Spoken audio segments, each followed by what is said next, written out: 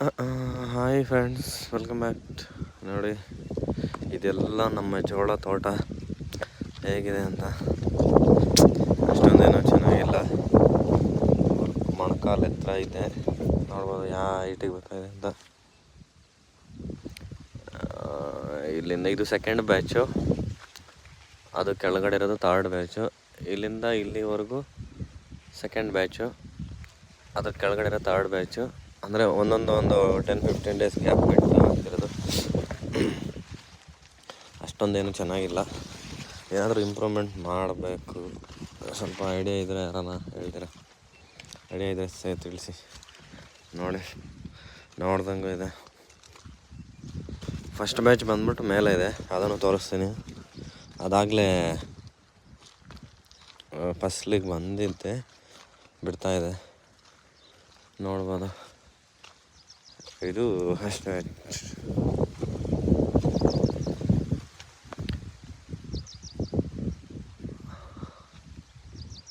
ನೋಡ್ತಾನೆ ಇರ್ಬೋದು, ಇದೆಲ್ಲ ನಮ್ಮದೇ. ನಾನೇ ಇಟ್ಟಿರೋದು, ನಾನು ನಮ್ಮಣ್ಣ ಸೇರ್ಕೊಂಡಿಟ್ಟಿರೋದು.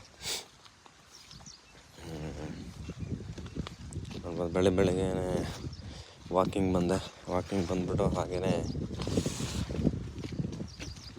ನೋಡ್ಕೊಂಡು ಹೋಗೋಣ ಅಂತ ಬಂದೆ. ತುಂಬ ದಿನ ಆಯಿತು, 10-15 ಡೇಸ್ ಆಗಿತ್ತು ಇಲ್ಲಿ ಬಂದ್ಬಿಟ್ಟು.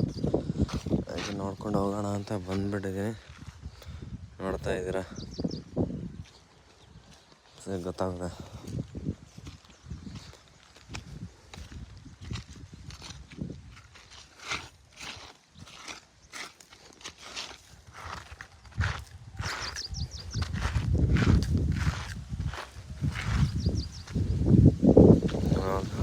ಇರ್ಬೋದು.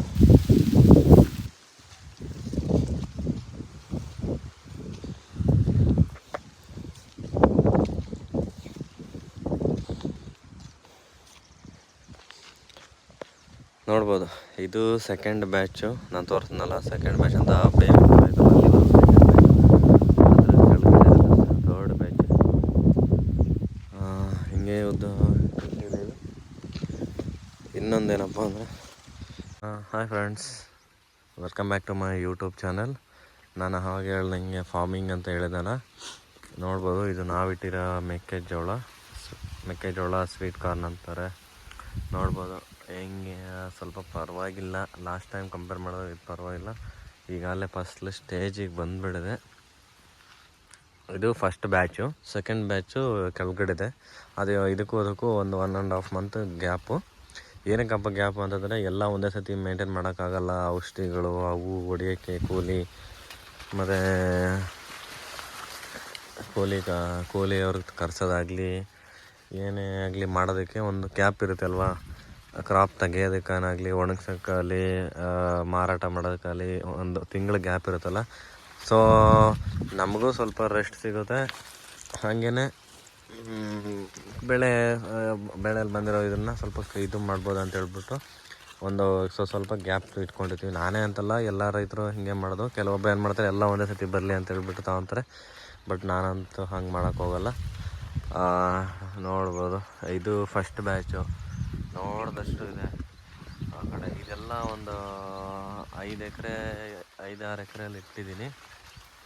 ನೋಡಿ, ಎಷ್ಟು ಪರವಾಗಿಲ್ಲ ಅನಿಸುತ್ತೆ ನನಗೆ ಗೊತ್ತಿದ್ದಂಗೆ. ನಿಮಗೆ ಹೆಂಗೆ ಅನಿಸುತ್ತೆ ಅಂತ ತಿಳಿಸಿ, ಕಮೆಂಟ್ ಮಾಡಿ. ಇನ್ನೂ ಏನಾದರೂ ಇಂಪ್ರೂವ್ಮೆಂಟ್ ಮಾಡಬೇಕಾ ಅಂತೇಳಿ ಮಾಡೋದು. ನಾನು ಈ ಗಿಡಗಳಿಗೆ ಔಷಧಿ ಏನಪ್ಪ ಹಾಕಿದ್ದೆ ಅಂದರೆ, ಮೊದಲನೇದಾಗಿ ಬಂದ್ಬಿಟ್ಟು ನಮ್ಮ ಕಡೆ ಕಾಂಪ್ಲೆಕ್ಸ್ ಅಂತ ಬರುತ್ತೆ. 10-26-26 10-26-26 0 ಅಂತ ಹೇಳ್ಬಿಟ್ಟು ಬರುತ್ತೆ. 0 ಅಂದರೆ 0 ಬರುತ್ತೆ. ಅದನ್ನು ಹಾಕಿದ್ದೀನಿ.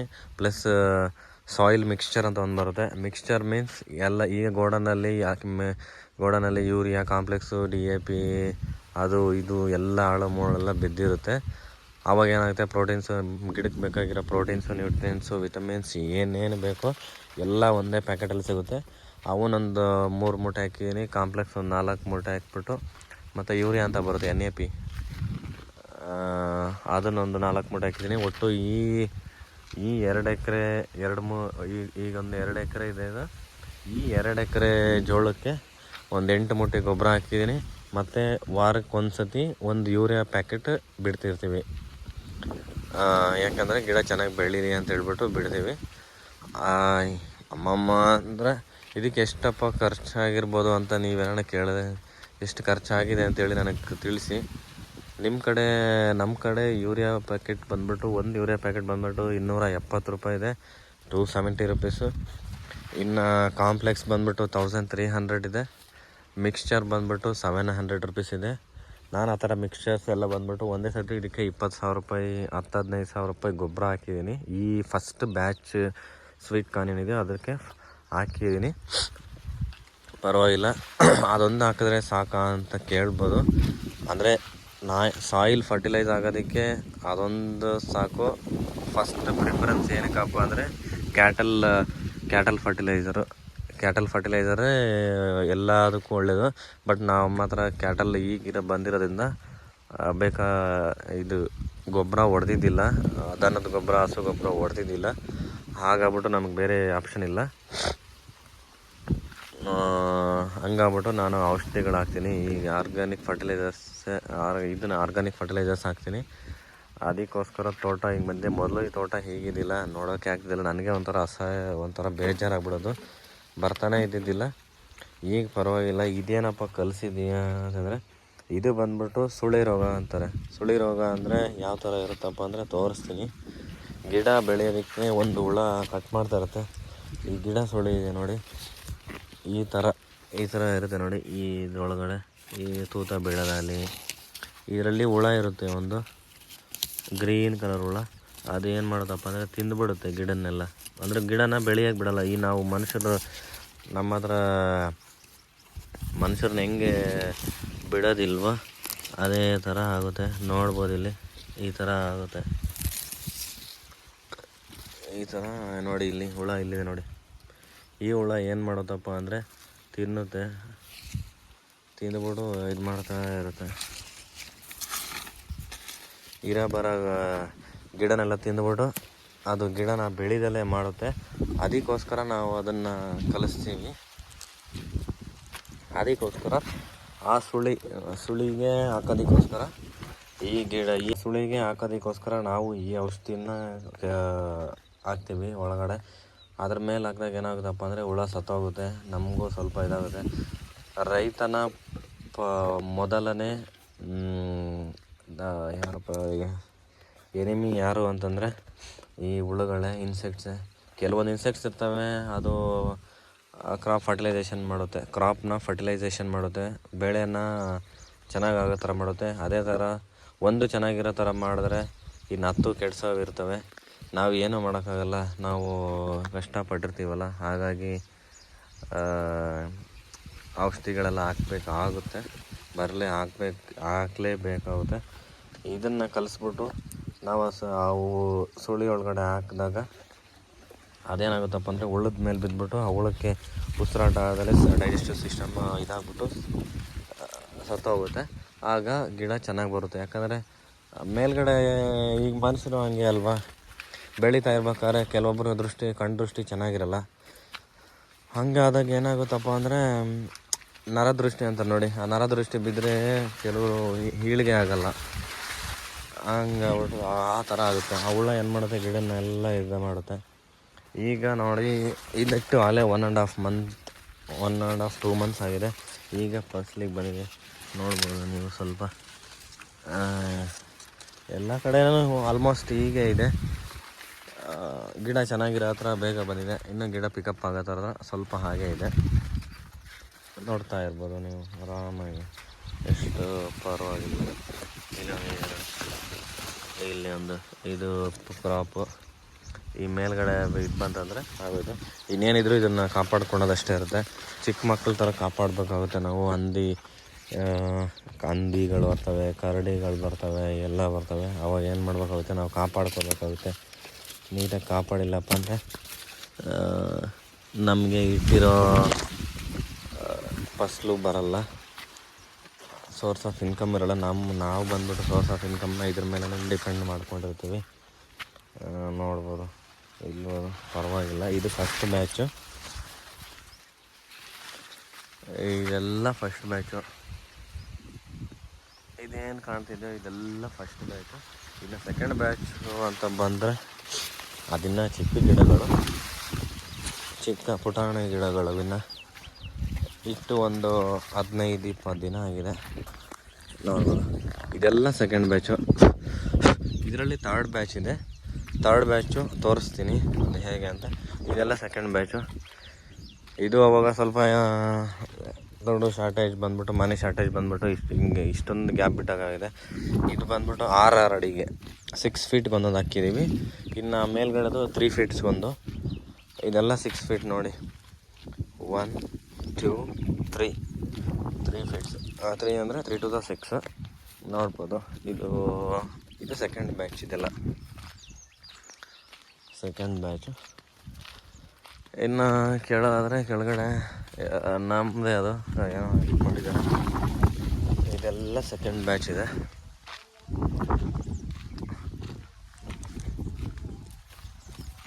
ಸೆಕೆಂಡ್ ಬ್ಯಾಚ್ ಎಲ್ಲಿವರೆಗೂ ಅಂತ ತೋರಿಸಿದ್ರೆ ಏನು ಮಾಡಿದೆ, ಆದಷ್ಟು ಇದಕ್ಕೆ ಆರ್ಗಾನಿಕ್ ಫರ್ಟಿಲೈಸರ್ಸೇ ಹಾಕ್ತಾಯಿದ್ದೀನಿ ನಾನು. ಈಗ ಪರವಾಗಿಲ್ಲ, ಸ್ವಲ್ಪ ಅಷ್ಟು ಓಕೆ, ಸೂಪರಾಗಿದೆ, ಆಗಿದೆ ಅಂತ ಹೇಳೋಕ್ಕೇನಿಲ್ಲ. ಹಿಂಗೆ ಬಂದ್ಬಿಟ್ಟು ವೀಡಿಯೋಗಳು ಮಾಡ್ಕೊತ ಇರ್ತೀನಿ. ನೆನ್ನೆ ಇನ್ನು ಗೊಬ್ಬರ ಇಡ್ಸಿದ್ದೀನಿ. ಏನೇನಪ್ಪ ಗೊಬ್ಬರ ಇಡ್ಸಿದ್ದೀನಿ ನಿಮ್ಗಾಗಲೇ ಹೇಳ್ದಂಗೆ ಮಿಕ್ಸ್ಚರು, ಆರ್ಗ್ಯಾನಿಕ್ ಮಿಕ್ಸ್ಚರು. ಇದಕ್ಕೆ 20 ಮೂಟೆ ಗೊಬ್ಬರ ಇಟ್ಟಿದ್ದೀನಿ. ಮೇಲ್ಗಡೆ ಫಸ್ಟ್ ಬ್ಯಾಚಿಗೆ 10 ಮೂಟೆ ಇಟ್ಟಿದ್ದೀನಿ. ಇದಕ್ಕೆ 20 ಮೂಟೆ ಗೊಬ್ಬರ ಇಟ್ಟಿದ್ದೀನಿ. 5 ಮೂಟೆ ಯೂರಿಯಾ, 3 ಮೂಟೆ ಮಿಕ್ಸ್ಚರು, ಇನ್ನು 9 ಮೂಟೆ ಕಾಂಪ್ಲೆಕ್ಸ್ ಇಟ್ಟಿದ್ದೀನಿ. 10 26 ಅಂದಲ್ಲ ಅದು ನೋಡಿ. ಇಲ್ಲೇ ಇದೆ ಇದೆಲ್ಲ ಇದೆ ನೋಡ್ಬೋದು. ಗೊಬ್ಬರ ಇಡ್ಸಿದ್ದೀವಿ ನೋಡಿ. ನೆನ್ನೆ ಇನ್ನು ಇಡ್ಸಿದ್ದೀವಿ ಅದನ್ನು. ಇದಕ್ಕೆಲ್ಲದಕ್ಕೂ ಇಡ್ಸಿದ್ದೀವಿ. ಸೆಕೆಂಡ್ ಬ್ಯಾಚ್ ಏನಿದೆಯೋ ಅದನ್ನೆಲ್ಲ ಇಡ್ಸಿದ್ದೀವಿ.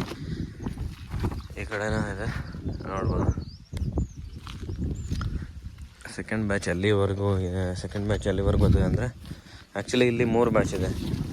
ಮೇಲ್ಗಡೆದು ಫಸ್ಟ್ ಬ್ಯಾಚ್ ಆಲ್ರೆಡಿ 2 ಮಂತ್ಸ್ ಆಗಿದೆ. ಅದು ಇದಕ್ಕೆ ಬಂದಿದೆ, ಕ್ರಾಪ್ ಈಲ್ಡಿಗೆ ಬಂದಿದೆ. ಇದು ಸೆಕೆಂಡ್ ಬ್ಯಾಚ್ ಎಲ್ಲಿವರೆಗೂ ಅಪ್ಪ ಅಂದರೆ ಇಲ್ಲಿನವರೆಗೂ ಸೆಕೆಂಡ್ ಬ್ಯಾಚು. ಇಲ್ಲಿವರೆಗೂ ಸೆಕೆಂಡ್ ಬ್ಯಾಚು. ಈ ಕಡೆಯಿಂದ ಏನಿದೆಯೋ ಇದು ಮೇಲ್ಗಡೆ ಇದೆಲ್ಲ ಸೆಕೆಂಡ್ ಬ್ಯಾಚು. ಈ ಕಡೆಯಿಂದ ಕೆಳಗಡೆ ಬಂದ್ಬಿಟ್ಟು ಥರ್ಡ್ ಬ್ಯಾಚು. 3 ಡಿವಿಷನ್ ಮಾಡ್ಕೊಂಡಿದ್ದೀವಿ. ಸೆಕೆಂಡ್ ಬ್ಯಾಚ್ಗೂ ಫಸ್ಟ್ ಬ್ಯಾಚ್ಗೂ ಸೆಕೆಂಡ್ ಬ್ಯಾಚ್ಗೂ 1.5 ಮಂತ್ ಗ್ಯಾಪು. ಸೆಕೆಂಡ್ ಬ್ಯಾಚ್ಗೂ ಥರ್ಡ್ ಬ್ಯಾಚ್ಗೂ ಒಂದು 10 ಡೇಸ್ ಗ್ಯಾಪು. ಸೊ ನಾವು ಇದನ್ನು ಒಂದೇ ಅಂತ ಕನ್ಸಿಡರ್ ಮಾಡ್ತೀವಿ. ಬಟ್ ಇರೋದನ್ನು ಹೇಳ್ಬೇಕಲ್ವಾ, ಹಾಗಾಗಿ ಸೆಕೆಂಡ್ಗೂ ಥರ್ಡ್ಗೂ ಒಂದು 10-15 ಡೇಸ್ ಗ್ಯಾಪ್ ಇರುತ್ತೆ. ಆದರೂ ಕೂಡ ಸೆಕೆಂಡ್ ಬ್ಯಾಚ್ಗಿಂತ ಸ್ವಲ್ಪ ಥರ್ಡ್ ಬ್ಯಾಚೇ ಪರವಾಗಿಲ್ಲ. ಇದು ಬಂದ್ಬಿಟ್ಟು ನೆಲದ ಸಾಯಿಲ್ ಡಿಪೆಂಡ್ ಆಗುತ್ತೆ. ಸಾಯಿಲ್ ಯಾವ ಥರ ಇದೆ ಅಂತ ಹೇಳ್ಬಿಟ್ಟು ಏನು ಡಿಪೆಂಡ್ ಆಗುತ್ತೆ ನೋಡಿ ಎಷ್ಟು ಇದಾಗುತ್ತೆ ಅಂತ. ಇದು ಥರ್ಡ್ ಬ್ಯಾಚು. ಇಲ್ಲಿಂದ ಕೆಳಗಡೆ third batch. Main source of water ಬಂದ್ಬಿಟ್ಟು 2 ಕಿಲೋಮೀಟರ್ಸಿಂದ ಬರುತ್ತೆ ನಮ್ಮದು. ಒಂದು 2-3 ಇಂಚು 4 ಇಂಚು 5 ಇಂಚು ನೀರು ಬರುತ್ತೆ ಅಲ್ಲಿ. ಅಲ್ಲಿಂದ ಇಲ್ಲಿಗೆ ಬರೋಷ್ಟೊತ್ತಿಗೆ ನಮಗೆ ಒಂದು 3 ಇಂಚು ನೀರು ಬರುತ್ತೆ. ಯಾಕಂದರೆ ತುಂಬ ಡಿಸ್ಟೆನ್ಸಿಂದ ಬರಬೇಕು. ನಮ್ಮ ಮನೆ ಹತ್ರದಿಂದ ಇಲ್ಲಿವರೆಗೂ ಇದು ಮಾಡಿಸಿರೋದು, ಪೈಪ್ಲೈನ್ ಮಾಡಿಸಿರೋದು. ಮೇಯ್ನ್ ಸೋರ್ಸ್ ಆಫ್ ಇದು ಬಂದ್ಬಿಟ್ಟು ಅಲ್ಲಿದೆ, ಅಲ್ಲೇ ಬರುತ್ತೆ ಅದು. ನಾವು ಗಿಡಕ್ಕೆ ಕೊಡೋ ಔಷಧಿಗಳೆಲ್ಲ, ವಾಟ್ರಲ್ಲಿ ಕೊಡೋ ಔಷಧಿಗಳೆಲ್ಲ ಅಲ್ಲೇ ಇದು ವೆಂಚುರಿ ಇದೆ. ಆ ವೆಂಚುರಿ ಮುಖಾಂತರ ಎಕ್ಸ್ಟ್ರಾಕ್ಟ್ ಮಾಡಿಕೊಂಡು ಗಿಡಕ್ಕೆಲ್ಲ ಸಪ್ಲೈ ಮಾಡ್ತಾ ಇರುತ್ತೆ. ಅಲ್ಲೇ ನೋಡಿದ್ನಲ್ಲ ಅದು ಫಸ್ಟ್ ಬ್ಯಾಚು. ಇಲ್ಲಿವರೆಗೂ ಸೆಕೆಂಡ್ ಬ್ಯಾಚು. ಇಲ್ಲಿಂದ ಈ ಕಡೆ ಥರ್ಡ್ ಬ್ಯಾಚು ನೋಡ್ಬೋದು. ಇನ್ನು ಏನಾದರೂ ನನಗೆ ಈ ಥರ ನಾನು ಫಾರ್ಮಿಂಗ್ ಮಾಡೋದು ಈ ಥರ ಇದೆ. ಏನಕ್ಕಪ್ಪ ಫಾರ್ಮಿಂಗ್ ಮಾಡ್ತಿದ್ದೆ, ಏನೋ ನನಗೆ ಒಂಥರ ಖುಷಿ. ಇಲ್ಲಿ ಗೆದ್ದರೆ ಮರಣ ಸೋತ್ ಈ ಥರ ಅಂತಾರಲ್ಲ, ಏನೋ ಒಂದು ಗಾದೆ ಇದೆ. ಇಲ್ಲಿ ಗೆದ್ದರೆ ಕುಬೇರ, ಸೋತರೆ ಸಾಲಗಾರ ಅಂತ. ಸಾಲಗಾರ ಆದರೂ ಪರವಾಗಿಲ್ಲ, ಫಾರ್ಮಿಂಗ್ ಮಾಡೋದಂತೂ ಬಿಡೋದಿಲ್ಲ. ಯಾಕಪ್ಪ ಅಂದರೆ ಇದು ನಮ್ಮ ತಾತ ಮುತ್ತಾತರಿಂದ ಕಾಲದಿಂದ ಮಾಡ್ಕೊಬಂದಿರೋದು. ನಾನು ಮಾಡ್ತೀನಿ, ನನ್ನ ಮಕ್ಕಳಿಗೂ ಮಾಡಿಸ್ತೀನಿ. ಯಾಕಂದರೆ ರೈತನೇ ದೇಶದ ಬೆನ್ನೆಲುಬು ನೋಡ್ಬೋದು. ಏನಾದರೂ ನಿಮ್ಮ ಕಡೆ ಏನಾದರೂ ಇಂಪ್ರೂವ್ಮೆಂಟ್ಸ್ ಇದ್ದರೆ ಇನ್ನೂ ಏನು ಮಾಡಬೇಕು ಏನು ಮಾಡ್ಬೋದು ಅಂತ ಹೇಳ್ಬಿಟ್ಟು, ಯಾಕಂದರೆ ಚಿಕ್ಕವಾಗಿಂದನೇ ಇಂಪ್ರೂವ್ಮೆಂಟ್ ಮಾಡಿದ್ರೆ ದೊಡ್ಡಾದ್ಮೇಲೆ ಅದೇ ಇರುತ್ತಲ್ಲ ಅಂತ. ಏನಾದರೂ ಇದ್ದರೆ ಕಮೆಂಟ್ಸ್ ಮಾಡಿ, ಲೈಕ್ ಮಾಡೋದು ಮಾತ್ರ ಮರಿಬೇಡಿ, ಸಬ್ಸ್ಕ್ರೈಬ್ ಮಾಡ್ಕೊಳ್ಳಿ. ಇನ್ನೂ ಈ ಥರ ವೀಡಿಯೋಗಳು ಮಾಡ್ತಾಯಿರ್ತೀನಿ. ತುಂಬ ದಿನಗಳಾಯಿತು ನಾನು ಯೂಟ್ಯೂಬ್ಗೆ ಬಂದ್ಬಿಟ್ಟು. ಈಗ ತುಂಬ ಏನೋ ಸ್ವಲ್ಪ ಬ್ಯುಸಿ ಇರೋದ್ರಿಂದ ಈ ಔಷಧಿ ಹೊಡೆಯೋದು ಅದು ಬ್ಯುಸಿ ಇರೋದ್ರಿಂದ ಸ್ವಲ್ಪ ಇದು ಮಾಡೋಕ್ಕಾಗಿಲ್ಲ, ತಪ್ಪಾಗಿ ತಿಳ್ಕೊಬೇಡಿ. ಇನ್ಮೇಲೆ ಏನೋ ಆಗ್ತಾ ಇರ್ತೀನಿ. ಇದು 3rd ಬ್ಯಾಚು ನೋಡ್ಬೋದು. ಇದು ಅಷ್ಟೊಂದು ನಮ್ಮ ತೋಟ ಏನು ಅಷ್ಟೊಂದು ಚೆನ್ನಾಗಿಲ್ಲ, ಯಾಕಪ್ಪ ಅಂದರೆ ಸ್ವಲ್ಪ ಸಾಯಿಲ್ ಕಂಡೀಷನ್ ಮೇಲೂ ಡಿಪೆಂಡ್ ಆಗಿದೆ. 3rd ಬ್ಯಾಚು ಸ್ವಲ್ಪ ಪರವಾಗಿಲ್ಲ. ಕೆಳಗಡೆ ಟೊಮೊಟೊ ಹಾಕಿದ್ದಾರೆ, ಅವರು ಯಾರೋ ಗೊತ್ತಿಲ್ಲ, ಟೊಮೊಟೊ ಹಾಕಿದ್ದಾರೆ. ಇನ್ನು ಅವನು ಕರಿಯ ತಾತ ಅಂತ ಅವನೇ, ಅವರು ಮೆಕ್ಕೆಜೋಳನೇ ಹಾಕೋದು, ಅವ್ರು ಯಾವಾಗಲೂ ಅದನ್ನೇ ಹಾಕೋದು. ತೋರಿಸಿದ್ನಲ್ಲ, ಇಲ್ಲಿ ಗಂಟ ನಮ್ಮದೇ. ಇದೆಲ್ಲ 11 ಎಕರೆ ಇದೆ. ಇಲ್ಲಿ ಗಂಟ ಈ ಪೈಪ್ಲೈನ್ ಇದೆ ನೋಡಿ, ಈ ಪೈಪ್ಲೈನ್ ಇಲ್ಲಿವರೆಗೂ ನಮ್ಮದೇ. ಅಲ್ಲಿ ಮೇಲ್ಗಡೆಯಿಂದ ಇಲ್ಲಿವರೆಗೂ ನಮ್ಮದೇ. ಉದ್ದ ನೋಡಿದ್ರೆ ಅಲ್ಲಿ ಕಾಣ್ತಾ ಇದೆ ಅಲ್ವಾ, ಅಲ್ಲೊಂಥರ ಗ್ರೀನ್ ಕಲರ್ದು ಪ್ಯಾರೆಟ್ ಗ್ರೀನ್ ಥರ, ಅಲ್ಲಿವರೆಗೂ ನಮ್ಮದೇ. ಹಂಗೆ ಸ್ಟ್ರೈಟ್ ಸ್ಕ್ವೇರ್ ಶೇಪಲ್ಲಿ ಇದೆಲ್ಲ ನಮ್ಮದೇ. ಇದೆಲ್ಲ 11 ಎಕರೆ ಇದೆ. 11 ಎಕರೆಯಲ್ಲಿ ನಾನೊಂದು 6 ಎಕರೆ ಹಾಕಿದ್ದೀನಿ. 6 ಎಕರೆಗೆ ಎಷ್ಟು ಪ್ಯಾಕೆಟ್ ಬೇಕಪ್ಪ ಅಂದರೆ, ನಾನು ಇಟ್ಟಿರೋದು ಇದೆಲ್ಲ ಒಂದು 18 ಪ್ಯಾಕೆಟ್ ಸ್ವೀಟ್ ಕಾರ್ನ್ ಇಟ್ಟಿದ್ದೀನಿ. ಇಲ್ಲಿ ನೋಡಿ ದೃಷ್ಟಿಗೊಂಬೆ. ನಮ್ಮ ತೋಟಗಳನ್ನ ಕಾಯೋದು ಯಾರಪ್ಪ ಅಂದರೆ, ನಿಮ್ಮ ತೋಟಗಳು ನೀವು ಯಾರು ಬರೋಲ್ಲ, ಯಾರಿಗೆ ದೃಷ್ಟಿ ಆಗಲ್ವಾ ಅಂತಂದರೆ ನೋಡ್ಬೋದು. ಇಲ್ಲಿ ದೃಷ್ಟಿ ಇದನ್ನ ಇಟ್ಟಿರ್ತೀವಿ. ಕೆಲವೊಬ್ಬರು ಬೇರೆ ಬೇರೆ ಥರ ಇಟ್ಟಿರ್ತಾರೆ, ಆದರೆ ನನಗೆ ಇದು ಯಾಕೋ ಇಷ್ಟ ಆಯಿತು. ಸೊ ಹಾಗಾಗಿ ನನಗೆ ಇಲ್ಲಿ ದೃಷ್ಟಿಗೊಂಬೆ ಇಟ್ಟಿರ್ತೀನಿ. ಯಾರನ್ನ ಬಂದವರು ಏನಪ್ಪ ತೋಟ ಎಷ್ಟು ಚೆನ್ನಾಗಿದೆ ಅಂತೇಳಿ ಕಣ್ಣು ಬೀಳುತ್ತೆ. ಕಣ್ಣು ಬಿದ್ದರೆ ಏನು ಇಳಿಗೆ ಆಗೋಲ್ಲ, ಜನರ ಕಣ್ಣಿಗೆ ಬಿದ್ದರೆ. ಹಂಗಾಗ್ಬಿಟ್ಟು ದೃಷ್ಟಿಗೊಂಬೆನ ಇಟ್ಟಿರ್ತೀವಿ. ಇನ್ನು ಅಲ್ಲಲ್ಲಿ ಇಡಬೇಕು, ತಂದಿಟ್ಟಿದ್ದೀನಿ ಮನೆಯಲ್ಲಿ, ಅದು ಇಡಬೇಕು. ಕೆಲವೊಬ್ಬ ಕಡೆ ನಮ್ಮ ಕಡೆ ಇದನ್ನು ಇಡ್ತಾರೆ, ಇನ್ನು ಮಡಿಕೆಗೆ ಸುಣ್ಣ ಬಳಿತಾರೆ, ಗೊಂಬೆನ ಮಾಡಿ ಇಡ್ತಾರೆ. ಶರ್ಟು ಪ್ಯಾಂಟ್ ಹಾಕ್ಬಿಟ್ಟು ಅದರೊಳಗಡೆ ಅದೆಲ್ಲ ಹುಲ್ಲಿರುತ್ತಲ್ಲ, ಹಸು ತಿನ್ನೋ ಹುಲ್ಲಿರುತ್ತಲ್ಲ, ಅದನ್ನೆಲ್ಲ ತಿಂದುಬಿಟ್ಟು ಅದನ್ನೆಲ್ಲ ತುರುಕ್ಬಿಟ್ಟು ಬೊಂಬೆ ಥರ ಮಾಡ್ತಾರೆ. ನಿಮ್ಮ ಕಡೆ ಯಾವ ಥರ ಬೊಂಬೆ ಮಾಡ್ತಾರೆ ಅಂತೇಳಿ ನೋಡ್ಬೋದು. ಎಲ್ಲ ಇಷ್ಟ ಆಗಿದೆ. ಹೇಳೋದಲ್ಲ, ಇದು 3rd ಬ್ಯಾಚು, ಅಲ್ಲಿಂದ 2nd ಬ್ಯಾಚು. ಇಷ್ಟಿದೆ ನಮ್ಮದು.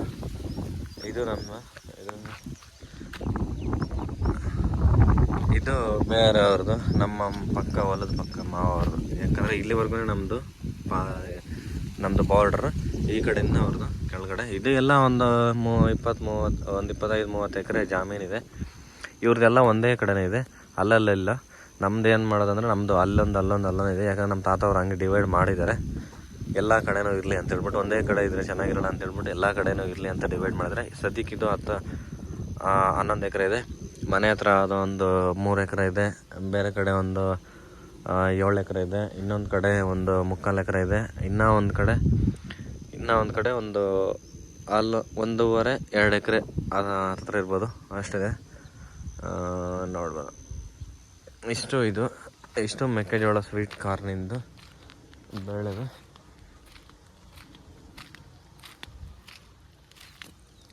ಬಿಟ್ಟಿದ್ದಾರೆ ನೋಡಿ ಫ್ರೆಂಡ್. ಹೆಂಗೆ ಔಷಧಿನ ಹೆಂಗೆ ಒಂದೇ ಹತ್ರ ಚೆಲ್ಲಿದ್ದಾರೆ ಅಂದರೆ, ಈ ಗಿಡಗಳಿಗೆ ಜಾಸ್ತಿನೂ ಹಾಕ್ಬಾರ್ದು, ಕಮ್ಮಿನೂ ಹಾಕ್ಬಾರ್ದು. ಜಾಸ್ತಿ ಹಾಕಿದ್ರೆ ಇದಾಗುತ್ತೆ. ನೋಡ್ಬೋದ, ಇದೆಲ್ಲ ಸ್ವೀಟ್ ಕಾರ್ನ್, ಇದು ಪರವಾಗಿಲ್ಲ. ಇಲ್ಲಿ